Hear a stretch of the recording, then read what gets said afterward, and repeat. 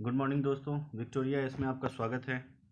आज हम आपके सामने में विभिन्न एग्जामिनेशन को ध्यान में रखते हुए कुछ महत्वपूर्ण करंट अफेयर को लेकर आए हैं, जो कि विभिन्न योजनाओं और स्कीमों से संबंधित है।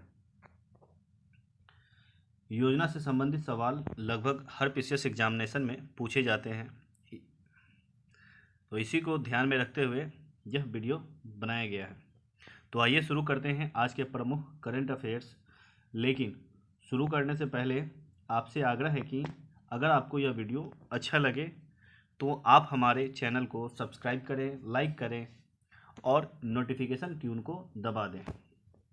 तो चलिए आज शुरुआत करते हैं महत्वपूर्ण योजनाओं से संबंधित करंट अफेयर्स। आज का पहला सवाल है समर्थ योजना, जो कि वस्त्र मंत्रालय टेक्सटाइल मिनिस्ट्री ऑफ टेक्सटाइल द्वारा शुरू किया गया है। बता दें कि समर्थ योजना का उद्देश्य टेक्सटाइल सेक्टर में कौशल प्रशिक्षण कार्यक्रम को बढ़ावा देना है। इस योजना के तहत 10 लाख लोगों को प्रशिक्षित किया जाएगा, जिसमें से 9 लाख लोग संगठित क्षेत्र के होंगे और 1 लाख पारंपरिक उद्योग से संबंधित होंगे। दूसरा आज का प्रश्न है निष्ठा। निष्ठा एक राष्ट्रीय मिशन है जिसकी शुरुआत केंद्रीय मानव संसाधन विकास मंत्रालय द्वारा किया गया है। यह प्राथमिक स्तर के सभी स्कूलों में लर्निंग आउटकम को बेहतर बनाने के लिए इस मिशन का शुभारंभ किया गया है। निष्ठा का फुल फॉर्म है national initiative for school heads and teacher holistic advancement. आगे बढ़ते हैं। अगला स्कीम है मुख्यमंत्री कृषि आशीर्वाद योजना। मुख्यमंत्री कृषि आशीर्वाद योजना की बात की जाए तो यह झारखंड राज्य सरकार का कार्यक्रम है, योजना है, जो कि लघु एवं सीमांत किसानों को वित्तीय सहायता प्रदान करने के लिए शुरुआत की गई है। इस योजना के तहत 5 एकड़ तक की कृषि योग्य भूमि के लिए 5,000 रुपये प्रति एकड़ फाइनेंशियल असिस्टेंस यानी कि वित्तीय सुविधा प्रोवाइड की जाएगी, जो कि डायरेक्ट बेनिफिट ट्रांसफर के माध्यम से लाभार्थी के खाते में भेजी जाएगी। आगे बढ़ते हैं।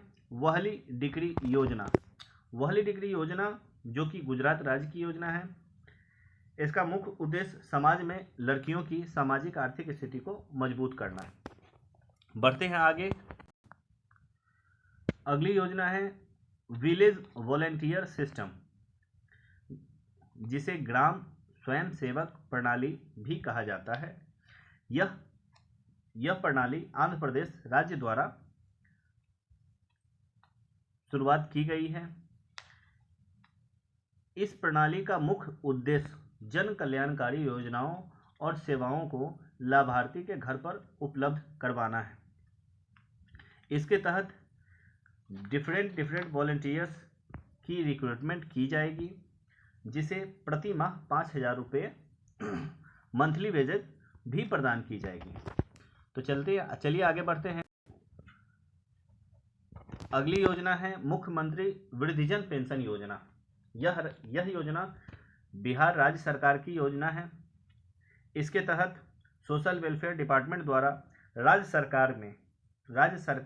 राज्य के अंतर्गत 60 वर्ष से ऊपर की आयु के वृद्धजनों के लिए एक मासिक पेंशन प्रदान की जाएगी, जो कि 60 से 79 वर्ष तक के वृद्धों को 400 रुपया और 80 वर्ष से एभव जो भी वृद्धजन होंगे उनको 500 रुपये मासिक पेंशन प्रदान की जाएगी।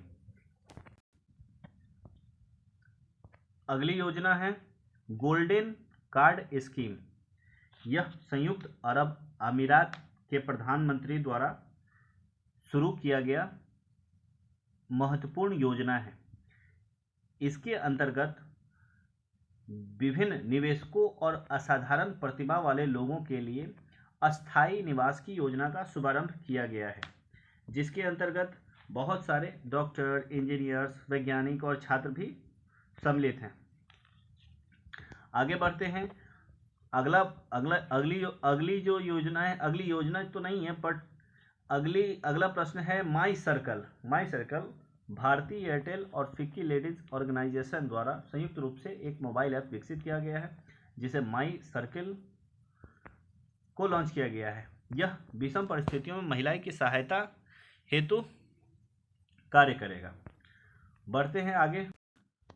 अगली योजना है सुप्रा योजना। सुप्रा का फुल फॉर्म है scientific and useful profound research advancement. इस योजना की शुरुआत विज्ञान और इंजीनियरिंग अनुसंधान बोर्ड द्वारा की गई है। इसका मुख्य उद्देश्य विभिन्न तरह के अनुसंधान प्रस्तावों को आकर्षित करना तथा उन्हें वित्तीय सहायता प्रोवाइड करना। हालांकि जो वित्तीय सहायता होगा वह 3 वर्षों के लिए प्रदान की जाएगी और मैक्सिमम इसे 2 वर्ष तक के लिए बढ़ाया जाएगा, वो भी एक्सपर्ट के रिकमेंडेशन के बाद। बात करते हैं science and engineering research board, जो कि एक स्टैट्यूटरी बॉडी है। यह विज्ञान एवं प्रौद्योगिकी डिपार्टमेंट विभाग के अंतर्गत आती है। अगला करेंट अफेयर्स है विवाद से विश्वास। यह स्कीम वित्त मंत्रालय द्वारा शुरू की गई है। इसका मुख्य सरोकार प्रत्यक्ष कर से है। इसके तहत जो legacy tax dispute resolution system को बढ़ावा देना है, जिसके तहत 31 मार्च 2020 से पहले जो भी लीगल डिस्प्यूट हैं प्रत्यक्ष कर से संबंधित, उसको हल करने के लिए यह योजना को शुरुआत किया गया है।